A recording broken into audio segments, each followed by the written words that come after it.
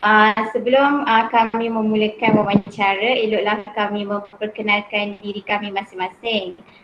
Saya Umusar binti Muhammad Razi dari kursus Reka Bentuk dan Teknologi. Seterusnya.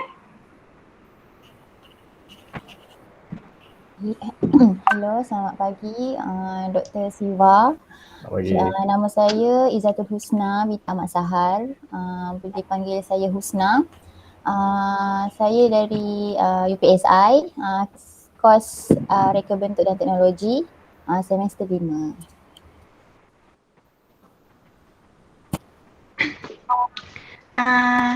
Hai, selamat pagi Dr. Siva. Saya Nisha Fika binti Azmi, boleh panggil saya Fika. Saya dari UPSI dan sama saya semester 5 kelas RBT. Terima kasih. Selamat pagi Dr. Siva. Selamat pagi. Okay, nama saya Nur Syafah Wani binti Cik Mat. Boleh panggil Wani. Dari Universiti Pendidikan Sultan Idris. Sama, kos Reka Bentuk dan Teknologi semester 5. Salam kenal Dr. Siva. Okay, salam kenal. Okay, baiklah, tanpa membuang masa kita boleh teruskan dengan sesi wawancara. Okay, untuk soalan pertama bagi wawancara, boleh tak Dr. Siva ceritakan sedikit tentang latar belakang doktor? Okay, baik. So, selamat pagi semua. Okay, apa khabar? Sihat. Sihat. Dah sarapan tak? Baik. Dah sarapan belum?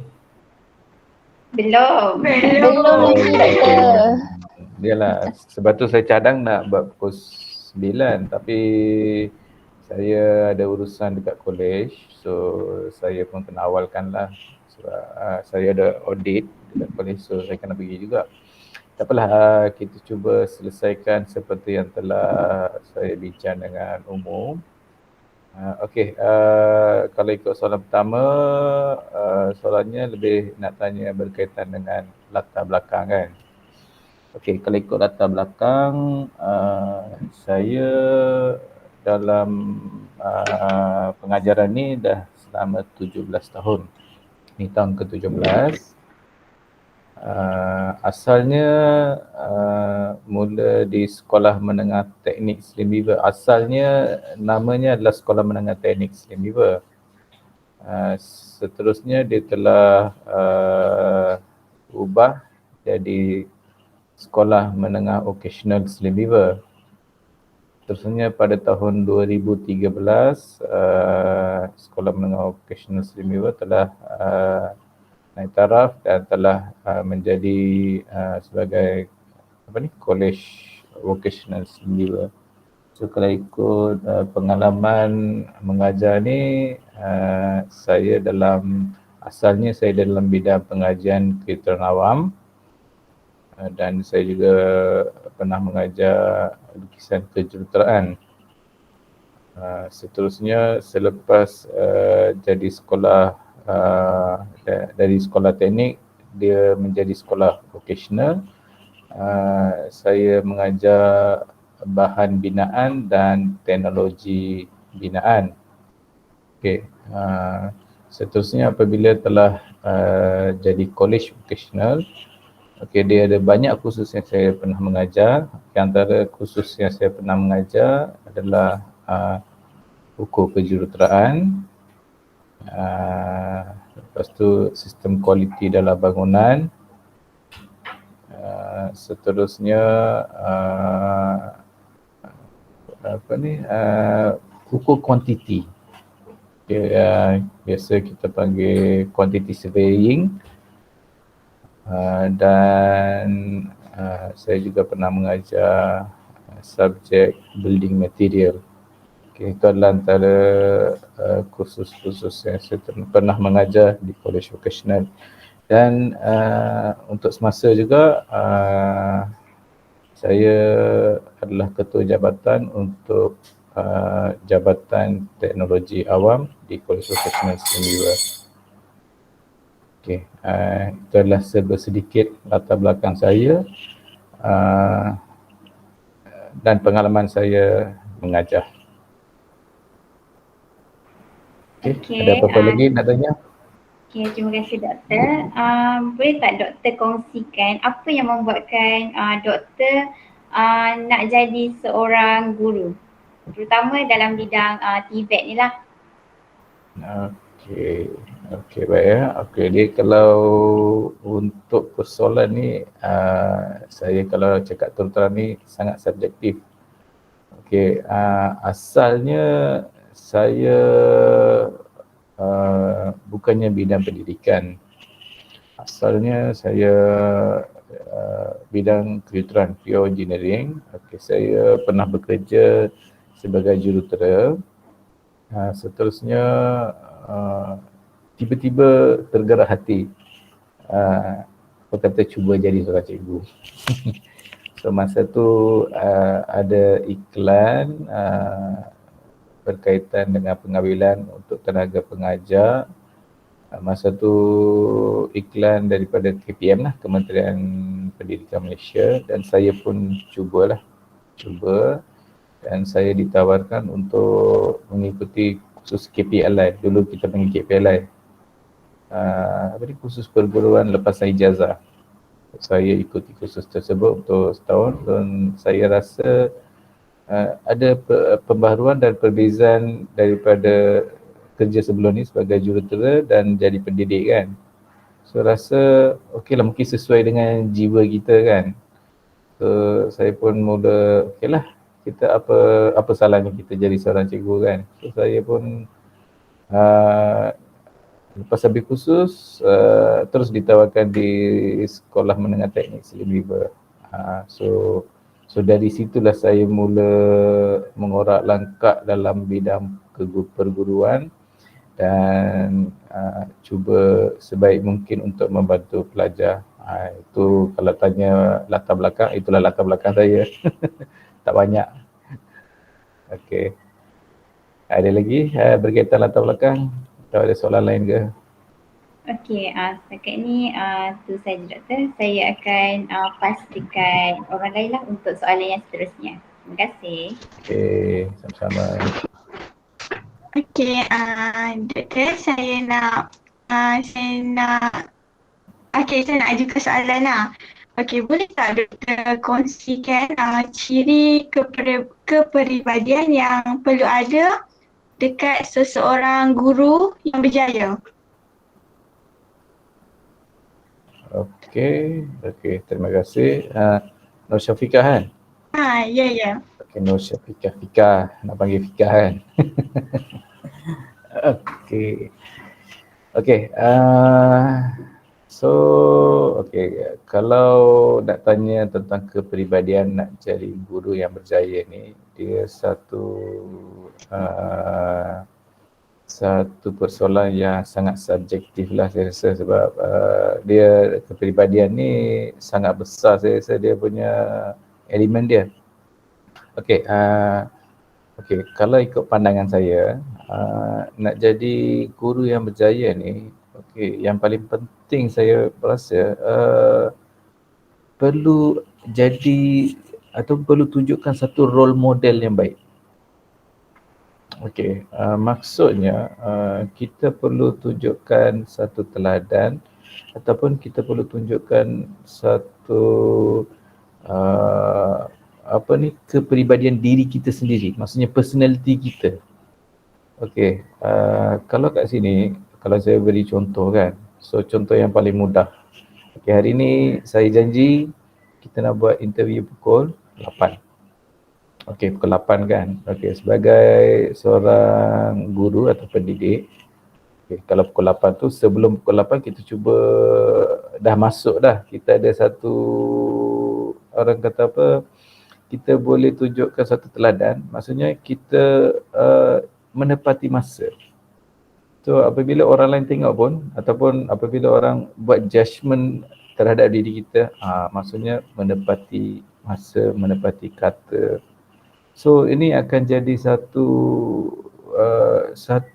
teladan atau role model kepada semua. Saya rasa contoh kat sini, kalau saya janji pukul 8, tapi saya masuk 8 suku. Apa persepsi Fika?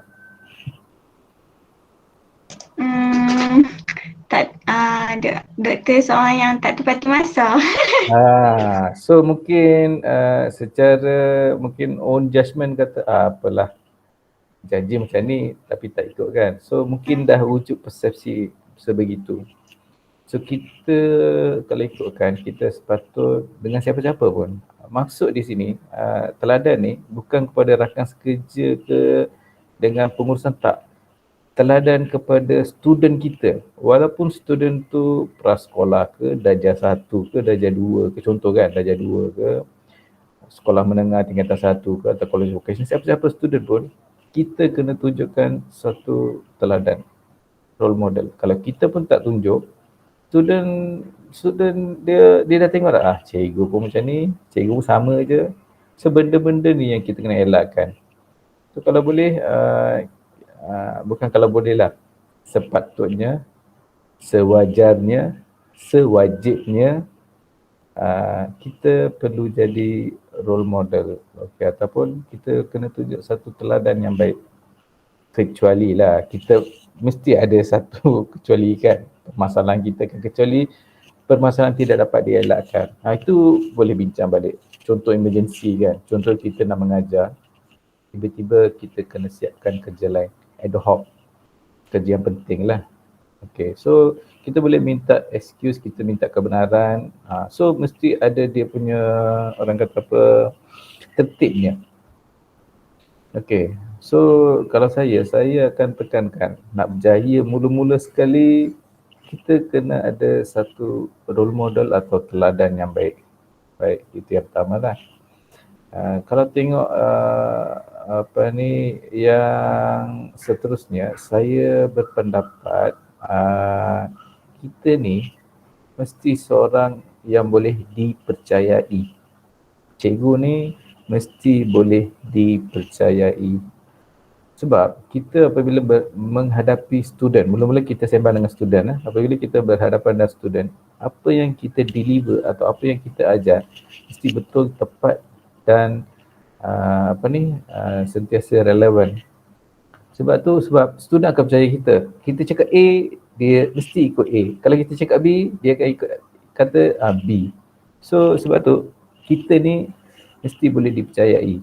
Kalau kita berikan pendidikan atau pengajaran yang silap, tak betul, so sesuatu yang tak berapa baik lah. Maksudnya bukan sesuatu yang baik, tidak baik, memang tak betul lah dan tak sepatutnya berlaku. Sebab tu kita ni adalah insan yang boleh dipercayai. Lebih-lebih kalau guru kan, kalau dah dulu-dulu, kalau guru atau cikgu, memang orang pertama yang akan dipercayai di mana-mana pun. Mereka akan cop terus, dia yang boleh dipercayai. Itu biasalah. Kalau cuba tanya orang-orang tua kan, kalau orang-orang tua, datuk atau nenek kan, kalau cikgu dulu macam mana, dia kata mesti yang terbaik. So benda-benda tu yang kita kena terapkan dalam kepribadian untuk jadi guru yang berjaya. Satu lagi yang saya boleh nyatakan di sini, kita seeloknya sebagai guru ni, kita ada satu nilai empathy. Saya rasa biasa pernah dengarkan empathy ni. Maksudnya kita nak berjaya, kita mesti ada satu dalam diri kita ada naluri yang mana apabila kita bersama student, saya lebih fokuskan student belum lagi secara overall berkaitan dengan kerjaya ataupun dengan pengurusan, tidak. Okay, empathy maksudnya kita ambil tahu setiap student, apa permasalahan student, okay, sebab apa student ni macam ni, sebab apa macam tu, sebab kita tak tahu dia sebab sekarang ni pelajar ni macam-macam kategori. So kita sebagai pengajar dan bakal-bakal cikgu kan ni, okay, so kita mesti ada satu nilai empathy yang mana kita cuba terapkan kat diri kita apabila kita berhadapan dengan student. Kita kenali student secara peribadi. Sebab apabila kita deal secara peribadi, student rasa kita ada satu touch ataupun satu, maksudnya kita ada kebersamaan bersama student, dan student pun akan rasa selesa dan mereka pun sanggup untuk mengikuti semua pengajaran yang kita laksanakan lah.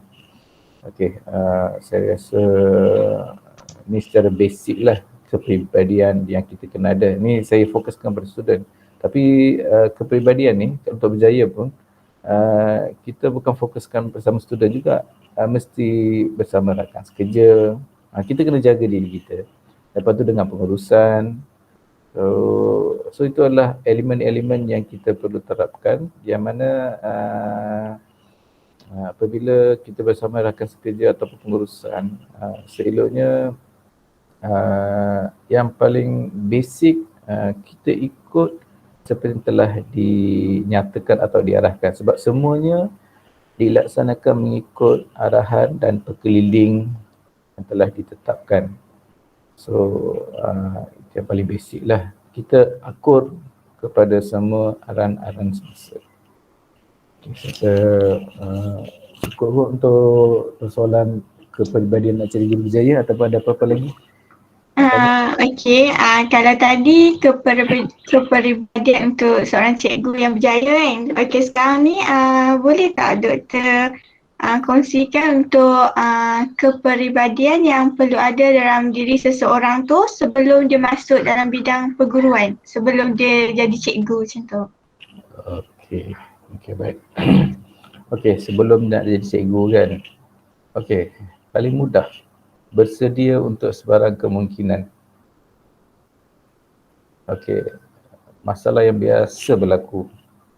Okey, kalau nak masuk bidang perguruan, contoh yang biasa kita tengok kan. Okey, sebab apa saya kata bersedia sebarang kemungkinan ni?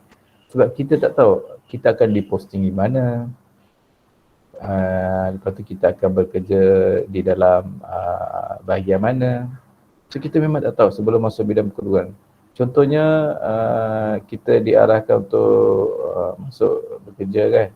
So kita tak tahu apa yang kita akan mengajar. Kebiasaannya kita dah ada option kan. Tapi ada kalanya kita kena mengajar di luar option. Ini adalah antara kesediaan kita yang kita kena get ready ataupun kita kena get prepared lah. Okey, dan yang seterusnya, kepribadian tu kalau ikut sebelum masuk perguruan, kita jaga personality diri kita. Okay. Maksudnya nak jadi cikgu kena ada gaya lah sebagai seorang cikgu. Jangan nak jadi cikgu kita bergaya macam ahli korporat ke, producer ke, itu tak sesuai. So kalau nak jadi cikgu, kita dah boleh tunjukkan kita ni bakal cikgu. So ada gaya. So macam mana? Kita yang kena create, develop diri kita. Okey, dan yang lain kalau nak saya tambah, kita kena ada kesungguhan. Okay, kita kena ada kesungguhan untuk jadi seorang cikgu kan. Okey, tak sungguh-sungguh pun tak berapa guna juga. So kita kena ada kesungguhan nak jadi cikgu. Sebaru apabila kita jadi cikgu, dia akan membantu kita develop diri kita. Kalau tak ada kesungguhan pun tak guna juga. So saya rasa ciri-ciri ni adalah penting sebelum masuk dalam bidang keguruan. Okey, terima kasih doktor.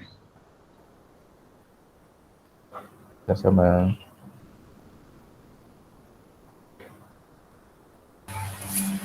Okey, saya ada soalan nak tanya pendapat doktor. Apakah ciri atau sifat yang doktor rasakan perlu disemai untuk menambah baik kepribadian seorang guru? Okey, baik. Wani ya. Ya. Okey, Wani. Mungkin nama glamour kan. Okey, kalau persoalannya untuk menambah baik kepribadian guru. Okey, satu yang paling utama lah saya yang nampak yang sentiasa kita kena tambah baik, kita kena sentiasa proaktif. Okey, maksud proaktif ni contoh di tempat kerja nantilah. Okey, So biasanya kita akan ada banyak kerja, banyak tugas yang kita perlu selesaikan. Okay, so kita kena cuba jadi proaktif dan sentiasa cari solusi ataupun kita dapatkan idea-idea yang sesuai dengan kerja kita sebagai pendidik. Sebab saya tekankan proaktif ni sebab kita kena bergerak ke depan. So sebelum contohnya kita dah tahu ada contoh kan. So ada student tak datang kelas hari pertama, hari kedua dia tak datang. So sebagai tindakan sebagai seorang cikgu, apa yang kita boleh buat? Satu, biasa kita akan isi kehadiran, pelajar tak hadir. So mungkin antara tindakan proaktif yang kita boleh ambil, cuba kita hubungi ibu bapa, cuba dapatkan apa yang berlaku. Mungkin ada masalah lain, mungkin pelajar aksiden ke, contoh kan. So mungkin ada something kan yang mana perkara-perkara tidak dapat dielakkan. So kita ambil inisiatif sendiri, proaktif kan. So jangan kita, tak apalah, tu hal dia, ini hal saya. Tapi kita tak boleh ada sikap macam tu. So kalau saya akan kata kita secara proaktif. Itu untuk kelas. Kalau kerja, contoh apabila pengurusan beri sesuatu kerja, kita cuba berikan idea-idea yang bernas. So kita cuba orang kata apa, membantu menyelesaikan satu masalah. So itu apa yang kita boleh buat. Sebab tu saya tekankan di sini sentiasa proaktif. Okey, dan seterusnya saya berpendapat, okey, apabila dapat apa-apa kerja atau sesuatu tugasan, jangan ada satu kod ataupun jangan terus tolak. Mungkin benda tu sangat baru untuk kita tak boleh buat.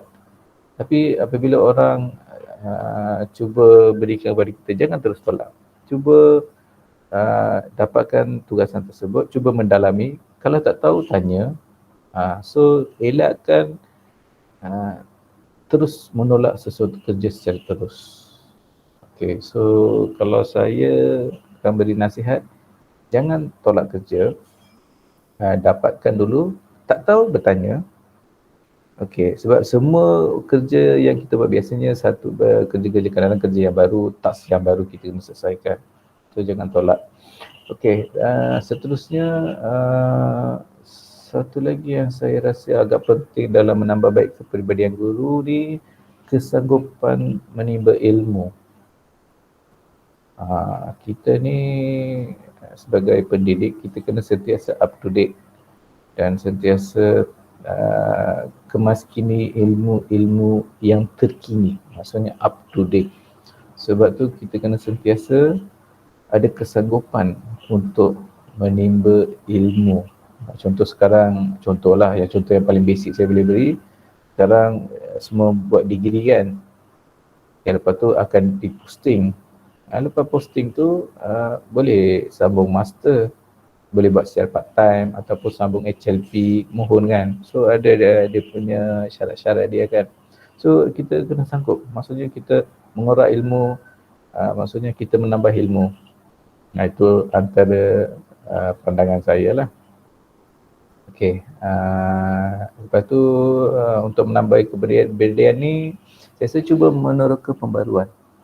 Contohnya buat inovasi dalam pendidikan, kaedah pengajaran, apa-apalah yang mana membantu diri sendiri dan juga sekolah dan juga sistem pendidikan secara keseluruhannya. Okey. Okey, mungkin tu sebagai kepribadian yang disemai untuk seorang guru. Okey, soalan seterusnya, bagi pendapat doktor, apakah ciri kepribadian yang tidak sepatutnya ada pada seorang guru? Maksudnya sebaliknya. Kalau ni banyak sangat ni. Ini kalau sebagai student pun kita tahulah apa yang kita boleh buat kan. Benda tu sama juga. Okey, kalau nak tanya yang tak boleh ada pada seorang guru kan. Okey, jangan beri alasan. Sebab sebagai student ke guru ke siapa-siapa kan, so elakkan beri alasan. Misalnya kita dah diberi kepercayaan untuk selesaikan sesuatu kerja. So jangan cuba mengelak, jangan beri alasan, okey tak boleh lah, susah nak buat, cuba cari orang lain. Ini nampak sangat kepribadian kita ni ada weak, maksudnya lemah. So orang boleh buat satu judgement atau buat satu penghakiman. Maksudnya kita ni jenis yang suka beri alasan. Mengelak lah. Mengelak lah. Mengelak. Mengelak kan? Mengelak.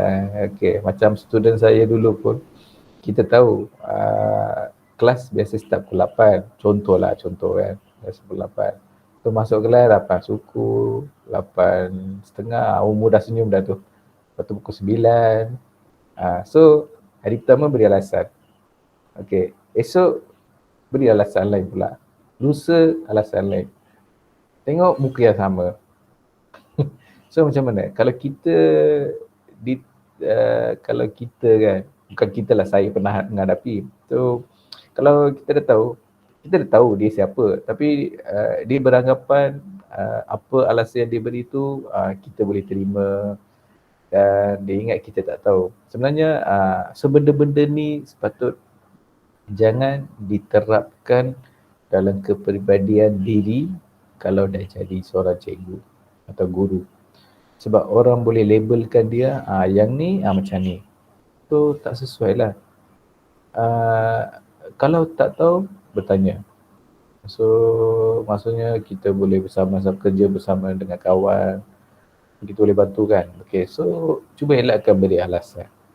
Okay, yang kedua yang saya rasa yang sepatut tidak ada pada seorang guru, perwatakan yang negatif. Okey kan, sebab yang ni mungkin luar topik sikit, tapi sangat penting sebagai pendidik nanti, sebab kita akan bekerja dengan rakan sekerja. Kita bukan kerja seorang-seorang. Contoh kan, ini contoh yang saya boleh beri. Okey, kita ni kaki pinjam duit. Contohlah, pinjam duit kan. Pinjam duit lepas tu tak bagi.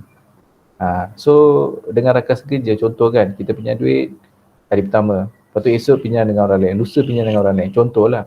Lepas tu lama-lama kan kita tak bayar balik. So ini akan menunjukkan satu perwatakan yang sangat negatif dalam organisasi. So benda ni memang luar topik sikit, tapi sebab saya tekankan sebab kita ni akan bersama-sama dengan ramai orang, khususnya rakan sekerja. Biasa dalam satu sekolah minimum dalam 40-50 orang. Ada sekolah 100 lebih pun ada cikgu. So kita kena jaga perwatakan kita apabila bersama dengan rakan sekerja. Okey, seterusnya yang tidak sepatut ada, yang saya rasa yang pentinglah, jangan menyendiri dan juga buat kerja sendiri. Sebab dalam sekolah, kalau jadi seorang cikgu, nak menyendiri tu tak sesuai. Semua kerja biasanya dilaksanakan secara bekerjasama dan bersama-sama dengan rakan sekerja. Tak ada kerja yang boleh buat seorang-seorang. Contoh sukan kan, boleh tak kita buat sukan tu seorang-seorang? Tak boleh. Tak boleh kan. So jangan kata saya hebat, saya boleh buat semua, tak ada. No such thing. So jangan menyendiri dan suka buat kerja-kerja sendiri, tak perlu. So cuba develop diri kita bersama dengan semua rakan sekerja. So kita telah kata kita bersama-sama dengan rakan sekerja. Sebab tu dia ada banyak elemen dalam kerjaya kita. Satu bersama pelajar atau murid, satu lagi bersama dengan rakan sekerja, satu lagi dengan pengurusan. Lepas tu arahan daripada PPD, JPN, KPN, itu semua berbeza lah. Tapi kalau dalam sekolah tu sendiri, kita ada 3 elemen yang paling besar. Murid, rakan sekerja, pengurusan. So kita kena memahami perkara-perkara ini dan macam mana kita nak membawa diri kita dan perwatakan kita agar semuanya boleh bekerja sama. So kalau kat sini, kalau yang saya boleh tekankan balik, Jangan buat kerja seorang-seorang lah. Jangan pandai-pandai seorang lah. Tak ada yang pandai seorang-seorang. Okey. Ada lagi? Okey, baik doktor. Soalan seterusnya saya akan ajukan. Okey, saya nak tanya, apakah harapan doktor tentang kepribadian guru akan datang? Maksudnya apa, guru, bakal guru, kira generasi-generasi barulah. You all lah. Ya, betul. You all lah.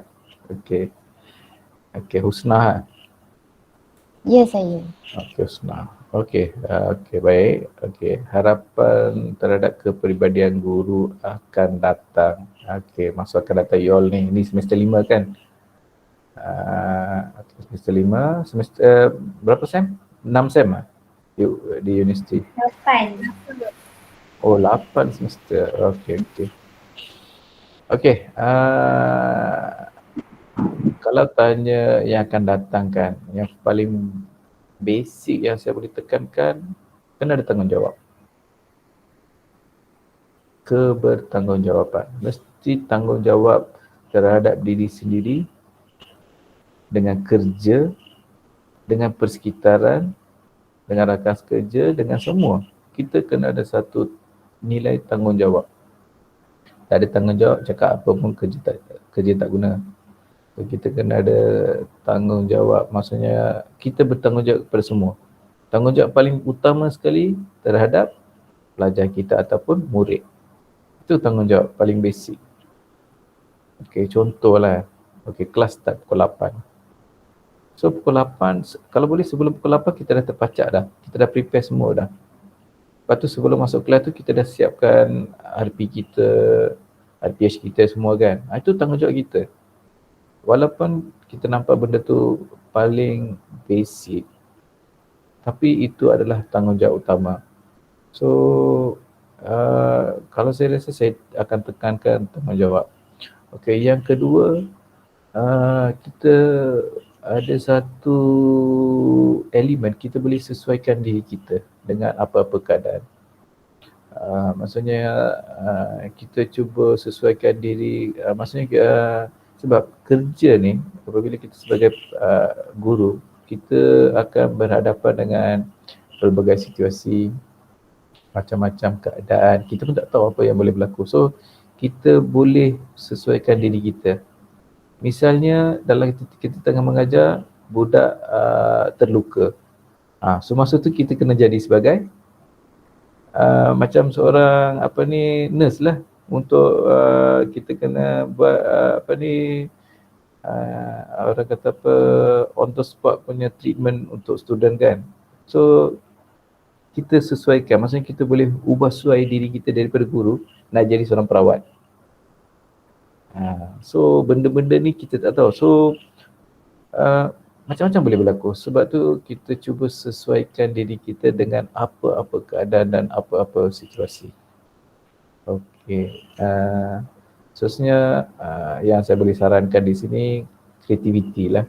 Kita kreativiti dalam kepribadian, kita buat sesuatu yang berbeza.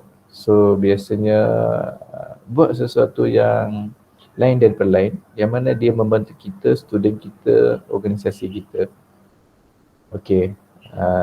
Dan yang terakhir yang saya boleh sarankan kepada guru yang akan datang ni, banyak bersabarlah.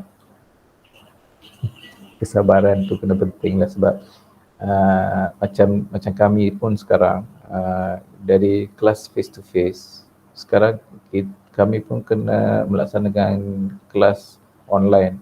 Kalau ikutkan, semua tahu kita pernah melaksanakan kelas PDPR. So kita kena boleh sesuaikan diri kita, dan kita perlu belajar benda-benda yang baru. So perlu ada satu kesabaran yang tinggi lah kat sini. So kita kena banyak bersabar, so kita kena belajar dan mengadaptasi ikut peredaran masa dan zaman. Okay, so sesuaikan diri masing-masing dengan keadaan semasa dan apa kemungkinan-kemungkinan yang boleh berlaku pada masa yang akan datang. Kita tak tahu esok lusa apa yang berlaku. Hari ni dah macam ni, esok. So mungkin sebelum ni kita, mungkin student kalau nak buat interview, mungkin datang ke college face to face, boleh menghadap saya kan. Sekarang tak perlu dah kita buat Google Meet kan, tak tengok face to face kan, tapi boleh melaksanakan juga wawancara ni. So dia dah ada perubahan. Maksudnya kita boleh sesuaikan daripada yang sebelum ni kepada yang semasa. So yang masa akan datang kita tak tahu apa perubahan yang boleh berlaku. So kita kena banyak bersabar dan kita cuba sesuaikan dengan peredaran zaman. Itulah yang saya boleh katakan harapan saya kepada guru-guru yang akan datang lah. Okay. Okay, terima kasih doktor. Ya, Okay, seterusnya soalan saya kira ini soalan penggulungan lah daripada saya. Okay, apakah nasihat doktor yang doktor boleh berikan kepada kami semua ni sebagai seorang bakal insan guru profesional, dan doktor juga boleh mungkin boleh selitkan juga kata-kata akhir untuk kami sebagai seorang bakal guru yang mungkin ada rezeki kami diposting ke macam mana. Mana tahu posting kat KB Slim River kan. Mungkin tidak tahu. Okay, boleh. Okay, kalau nasihat saya kepada semua kan, yang pertama yang saya boleh nyatakan di sini, bersedia untuk sebarang kemungkinan. Okay, kita kena ada satu, orang kata apa, kita dah bersedia dah. So anything can happen anytime. Macam contoh yang saya berikan, dulu bukan face to face kepada PDPR kan. So dia adalah perubahan mengikut peredaran zaman. So kita pun kena bersedia, lepas tu kita pun kena menimba ilmu dan dapatkan orang kata apa, maklumat-maklumat yang terkini. So satu lagi, up to date. Okay, sentiasa up to date kan diri kita. Seterusnya apa yang saya boleh kata, jangan terus tolak kerja. Okay, elakkan persepsi ataupun elakkan kenyataan. Okay, orang minta tolong ke siapa pun, jangan terus tolak. Okay, cuba mendalami dulu apa kerja, kalau tak tahu bertanya, dapat nasihat. Okay, so elakkan satu elemen, iaitu sentiasa apabila orang nak beri macam ni, kita tolak sana tolak sini. So akan ada satu persepsi negatif. So lepas tu orang takkan percaya dah kat kita. Okay, dan yang saya rasa yang sangat-sangat penting sebab nak jadi seorang cikgu ni, disiplin. Sangat penting. Disiplin. Sebab saya kata disiplin, kita ni adalah role model. So kita ni sentiasa diperhatikan. Sentiasa kita akan diperhatikan. Okay, sebarang kesilapan yang kita buat dari segi pertuturan, pakaian, perwatakan kita, semuanya diperhatikan. Okay, siapa perhatikan? Semua. Student perhatikan, rakan kerja, pengurusan, semua perhatikan kita. Sebab tu pastikan kita ni jaga disiplin kita lah. Itu sangat penting, saya tekankan di sini. Okay, sebab itu sangat penting. Kalau kita sebagai student pun kita tekankan disiplin. Kita dah jadi cikgu pun disiplin. Sebab disiplin sangat penting. Kita buat salah, kita yang terperangkap, kita yang akan hadapi masalah. So itu yang saya rasa yang sangat-sangat penting, bukan saja nak jadi cikgu ke untuk siapa-siapa pun, student ke atau siapa pun, disiplin adalah keutamaan. Okay, saya rasa mungkin nasihat ni mungkin membantu semualah. Sebab saya yang paling penting untuk saya, disiplin diri. Okay, jagalah disiplin di mana-mana. Okay, baik. Itulah nasihat mungkin last say dari saya lah. Okay. Okey, terima kasih atas perkongsian yang cukup membantu dan bermotivasi daripada doktor, terutama untuk kami yang bakal bergelar seorang guru. Banyak ilmu yang dapat doktor kongsikan walaupun dalam tempoh masa yang sekejap sepanjang sesi wawancara ni. Semoga apa yang dikongsikan oleh doktor pada hari ini dapat kami gunakan pada masa akan datang sewaktu kami sudah bergelar seorang guru ataupun walaupun sebelum bergelar seorang guru. Sekian dahulu daripada kami. Sekali lagi kami ucapkan terima kasihlah kepada doktor. Sebelum tu boleh buat sesi bergambar. Okey, Okay. silakan. Nanti umur hantar. Masak nanti. Okay. 1, 2, 3. Okay. Itu saja. Terima kasih. Terima kasih doktor. Okey. Terima kasih doktor sudi Okey. berwawancara dengan kami pagi ni. Terima kasih doktor. Okay, baik. Okay, take care. Good luck. Best wishes. Jadi kalau ada apa-apa boleh tanya lah. Tak ada masalah. Okey, Terima kasih doktor. Okay. Okay. Okay, bye. Thank you. Alright.